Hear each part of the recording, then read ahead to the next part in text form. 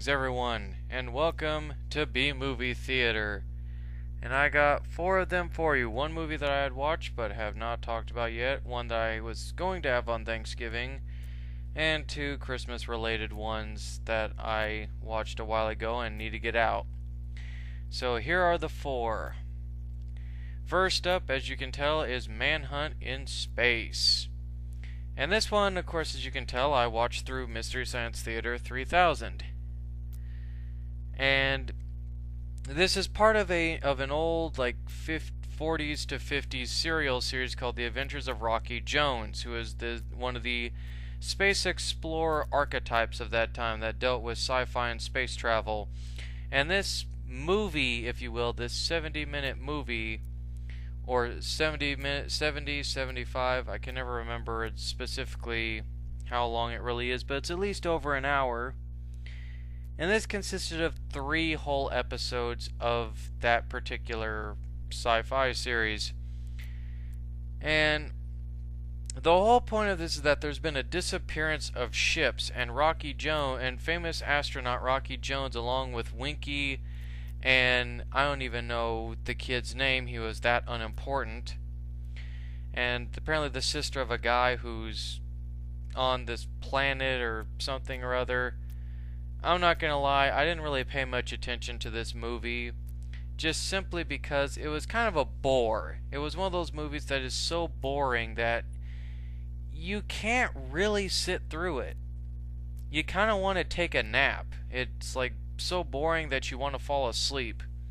So I had to watch this in intervals, but basically there's these space pirates that are stealing ships, there's this evil queen, and so on and so forth. And Rocky Jones is basically, they kind of leave it with a cliffhanger because it continues with that whole serial series.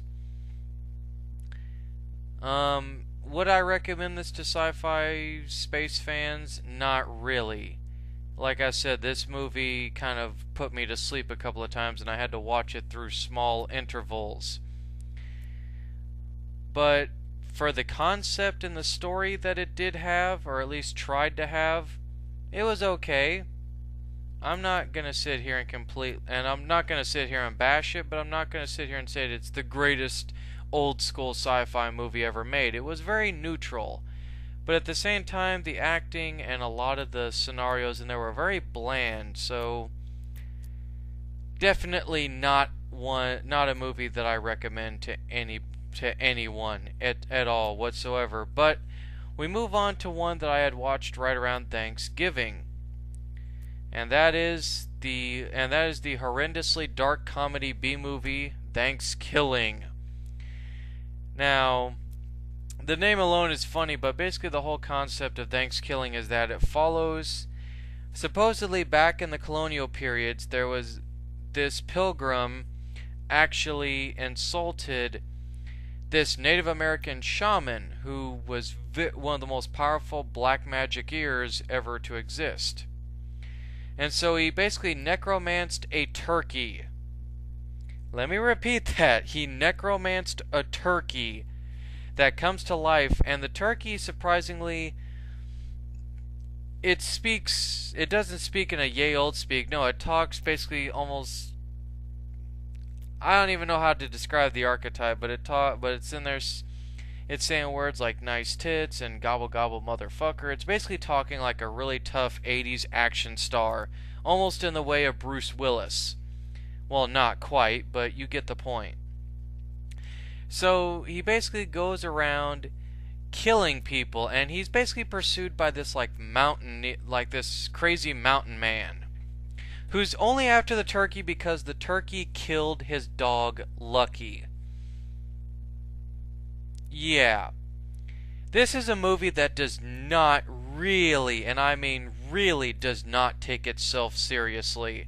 It knows it's a bad B-movie, and it exploits it at every twist and turn. I mean, it's all about like high school or college kids basically getting out for the summer and just going and trying to party and have sex and stuff. Of course, none of that really happens, but I'm just saying, And they had so many ridiculous things. Oh, the sheriff's face gets ripped off and the turkey makes a mask out of it, and nobody realizes or calls bullshit, as you can tell by this picture, that the sheriff is dead and faceless. The kids are actually stupid enough in this movie to not recognize that it's a turkey behind a human flesh mask. And then, as if that wasn't bad enough, guys, oh no, it gets worse. Then the turkey proceeds to rape this Snooki look-alike, and then say, "You got stuffed," before breaking her neck. This guy who's like a lead jock apparently has his parents get killed. A fat guy gets basically blown in half by a shotgun. Apparently the turkey is supposedly killed, but then dumped in radioactive waste that's in a garbage bin.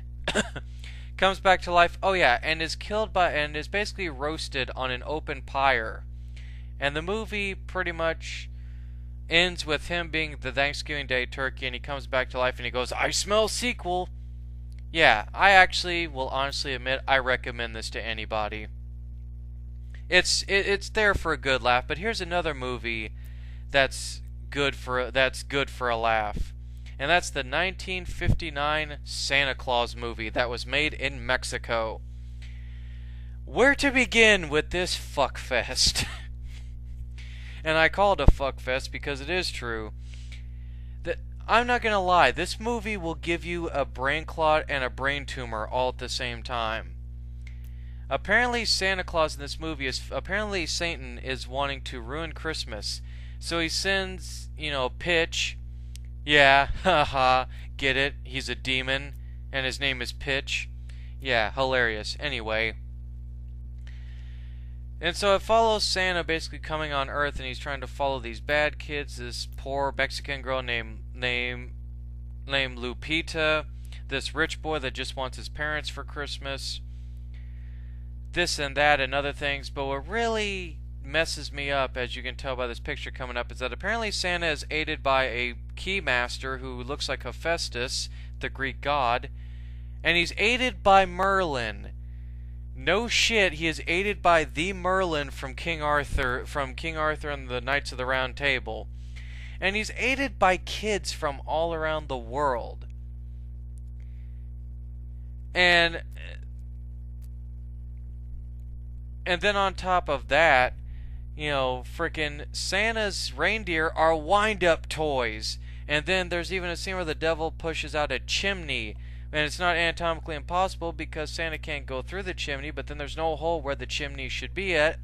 Santa Claus takes a little dolly pedestal and he rides down Mary Poppins style. Then he's too fucking dumb to realize that, oh, dogs don't like cats, so he ends up asking Merlin maybe we should actually, give him like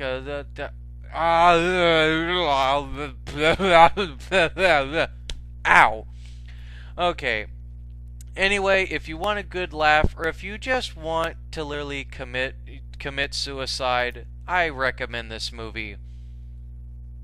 Seriously, that was one messed up movie.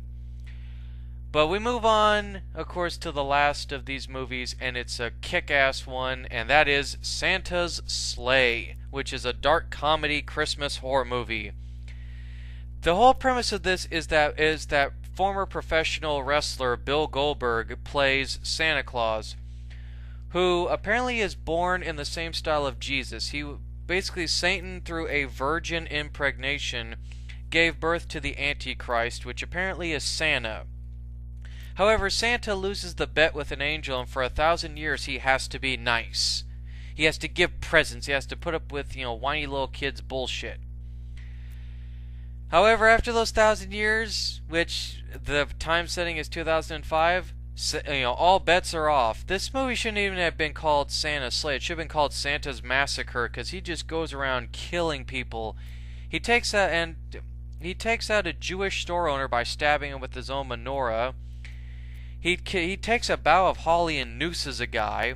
He has a hell deer, which is just a giant buffalo. He's going around chopping up a manger scene with a battle axe. Lord knows where he got that from. He apparently sets Fran Drescher's hair on fire and drowns her in eggnog. He kicks a dog into a ceiling fan. Let's see. And he does many other things. Oh yeah, and he burns down a strip club with a very hot lump of coal after he burps it out. And there is even a great scene that I love where apparently this kid tries to shine a flashlight on him, and as he's riding, riding as a Zimby or one of those little ice rink cleaning things, he yells, "I'm Santa Claus, not fucking Dracula." And this is a movie also like Thanksgiving that does not take itself seriously. But so if you want a good, horror movie or a good, laugh, I definitely also recommend this aside from Thanksgiving. But that is it, guys, for this quadruple feature of B-Movie Theater. So, yeah, good day.